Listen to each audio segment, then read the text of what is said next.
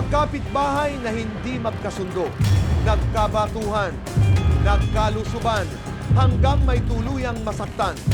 Inireklamo ni Nanay Anita ang kapitbahay dahil sa pangangalampag sa bahay at pambabato ng dumi sa kanila.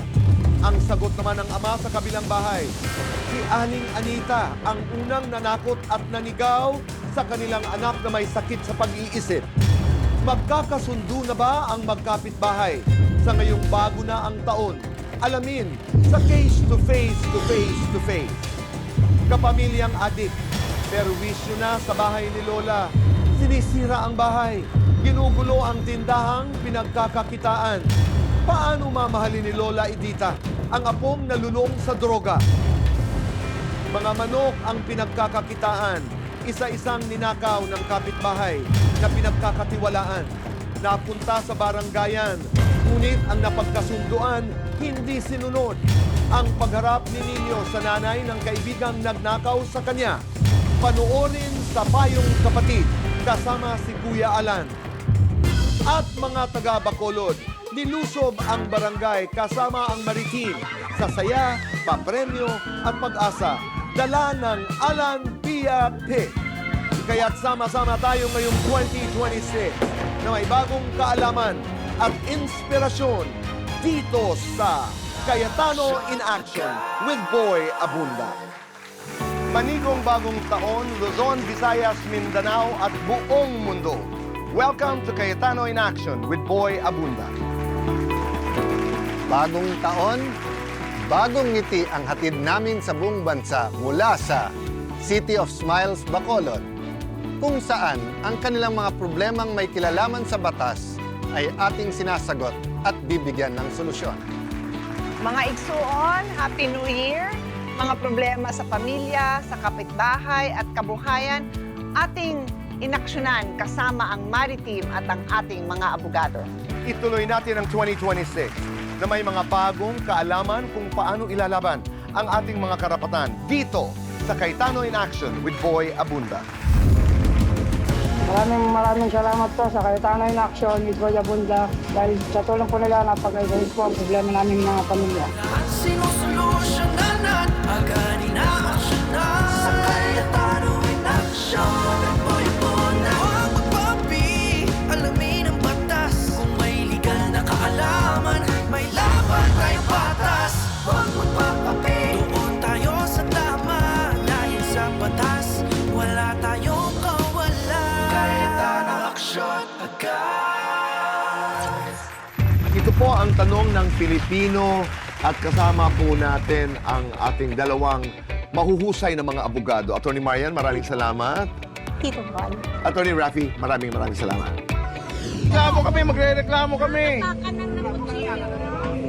Ito yung ginagawa nyo, sobra naman eh. Wala naman sa ayos yun eh.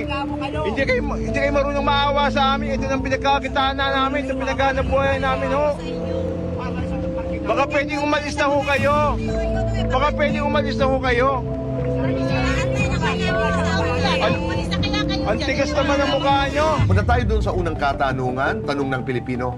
Sino sa kanilang dalawa yung nagmamaneho, kasi yung point of view nagmamaneho, tapos kadalasan boses lamang yung may-ari ng palay. Tama ba ako? Yes. Okay.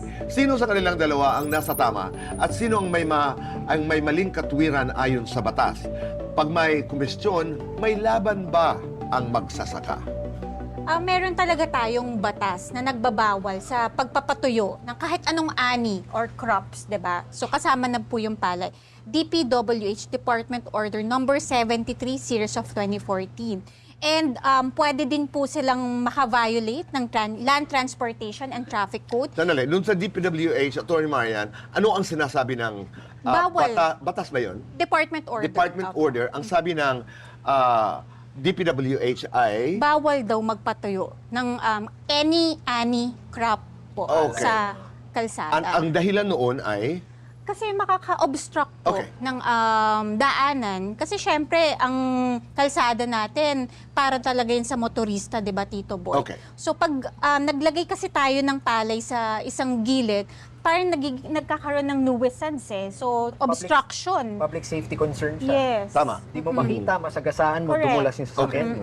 Alright. And then, kailangan iwasan ng mga motorista din. So, pwede pong magkaroon ng aksidente. So, iniiwasan Okay. as much as possible. You're going to another point. Nabanggit ko din, Tito Boy, na sa may batas pa tayo, yung Land Transportation and Traffic Code. Sinasabi din na yung pagpapatuyo ng palay is pwedeng pumasok sa obstruction of traffic. And meron din tayo sa Civil Code na sinasabi na ang public road ay for public purpose only. So Okay. pag ginamit to for private, hindi siya pwede. So, magkakaroon ng violation. So, tingin ko kasi, Tito Boy, ako kasi parang medyo hati yung damdamin ko dito sa video Bilang na to. person, no? Yes, bilang isang abogado. Legally, sabihin natin, may right, may nasa tama yung motorista. Kasi totoo naman, may nag-violate ang ating mga magsasaka, no? Pero, hindi naman masama, di ba, Tito Boy, na maging compassionate naman tayo, maging mabait. Kasi, tayo, binibigyan naman natin ng parang karangalan or, di ba, pagkilalas ang ating mga magsasaka. Maano ba namang, wag nating parkan yung kung saan sila nagpapatuloy ng palay. Okay. Ako naman, walang lugar ho kasi eh. Wala ho kasing space, it's a problem of space, na pwedeng gamitin ng mga magsasaka. So again, ang aking pananaw ay this must be viewed by government and managers in towns and cities from the point of view of serbisyo ng pamahalaan sa bayan, sa magsasaka. Tulungan nyo kami. Kung saan namin ibibilad, will you offer us itong mga ginawa niyong basketball courts? Pwede ba natin tingnan in that perspective? Yes. Oo, public service yan eh. Kaya, hindi lamang yung kasalanan ng magsasaka ang tingnan, pero paano nyo matutulungan yung mga magsasaka because walang spasyo na pwede nilang pagbilaran ng palay. I just wanted to make that point. Actually, maganda yung point mo, Tito Boy, sa dagdag lang ako doon. I think what you're highlighting is the context behind the decision. Yes. Bakit siya naglagay ng palay doon? And dapat yung mga polisiya natin, mga proyekto natin, very much rooted doon sa context o realidad ng mga normal na tao. Kasi kung magpapatayo tayo ng flood control o kaya ng ibang infrastruktura, pero hindi naman natin kinonsider yung context, yung realidad nila. Kagaya niya na patayo tayo ng kung ano-ano, hindi naman natin alam na kailangan nila ng lugar na kung saan magpapatuyo. So, Tama ka doon. Ang pangalawang tanong ng Pilipino ay ano ang pananagutan kung may masira o matapakan na palay dahil sa parking ng kotse? Actually, Tito Boy, sa batas kasi natin, an illegal act cannot claim. Right. Oo, okay. Cannot give rise to a valid claim. Correct. So, kasi once na naglagay ka ng palay kasi sa kalsada, Tito Boy, ina-assume mo kasi yung risk eh. So, if ever may masira, dahil nga alam naman natin na pinagbabawal, hindi tayo makakahingi. Yun ay naiintindihan ko. Yes, hindi tayo makakahingi. Ulitin natin yan, Atty. Marian, pag illegal, let's be very direct about it. Pag illegal ang iyong ginawa, hindi ka pwede mag-claim ng anything that is legal Yes. in terms of protection. Okay. Narito po ang pangatlong tanong ng Pilipino. Ano ang violations ng dalawa at ano ang mga karampatang parusa sa kanila?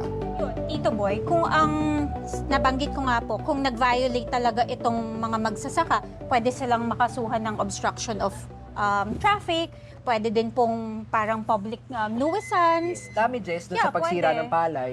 Kung Sa mapatunay, sa motorista. Oo, sa motorista. Tapos kung makita rin na malisyoso yung pagkakasira ng palay, para sa akin, pwede din criminal to, so may karapatang kulong.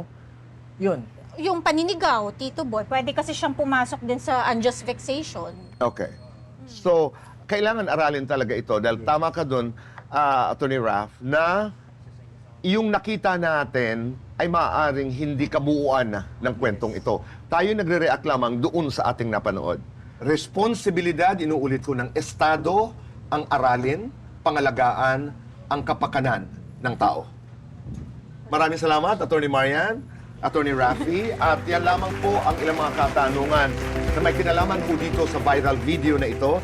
At inuulit ko po, kung may nais po kayong pag-usapan namin dito sa aming munting programa, para maliwanagan ho tayo kung ano ang legal na aspeto. Ngayon, hindi na nga legal ang pinag-uusapan dahil meron ng moral na dimensyon dito sa ating pinag-uusapan. Ipaalam niyo po sa amin sa mga comment section po ng ating iba't ibang social media platforms para pag-usapan at busisiin ho natin dito sa Tanong ng Pilipino, dito lamang po sa Cayetano in Action with Boy Abunda. Cayetano Action agad.